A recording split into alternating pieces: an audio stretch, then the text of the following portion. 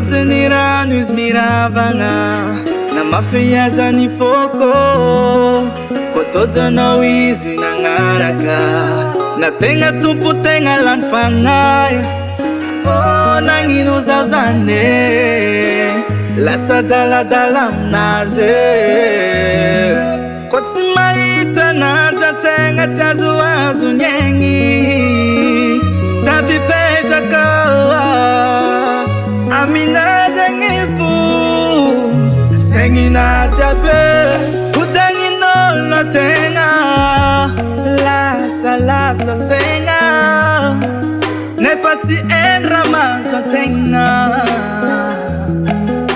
navita raha tsy tokony ho vita na azanao fokony velatra zazo ravoravo zazo sambatra ny tiako zakegny foko falasanao navita raha tsy tokony ho vita na azanao fokony velatra zazo maregny sambatra maregny sambatra maregny sambatra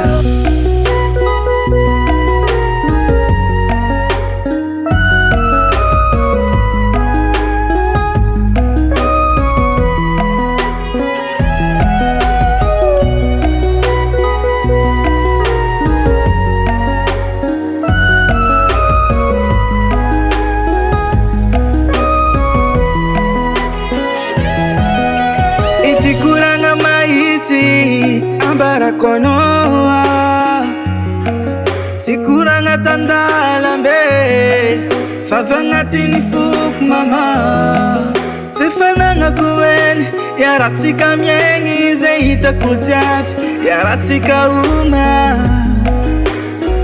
yutimi vadike kofitava kwenowe na vitara titukuno vita na azano fukuni velatra zazo ravoravo zazo sambatra ny tiako zakegny foko falasanawe vitara tsy tokony ho vita na azano fokony velatra zazo maregny sambatra maregny sambatra maregny sambatra Zamago minha tuk fosse vatkana takono io viave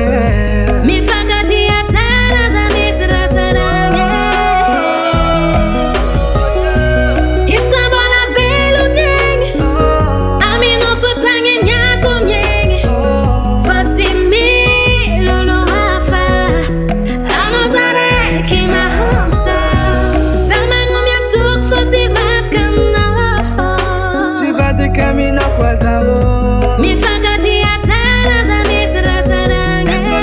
asa misra sarange iskambona velu nyenge amino futange nyako nyenge Fatimi lolo hafa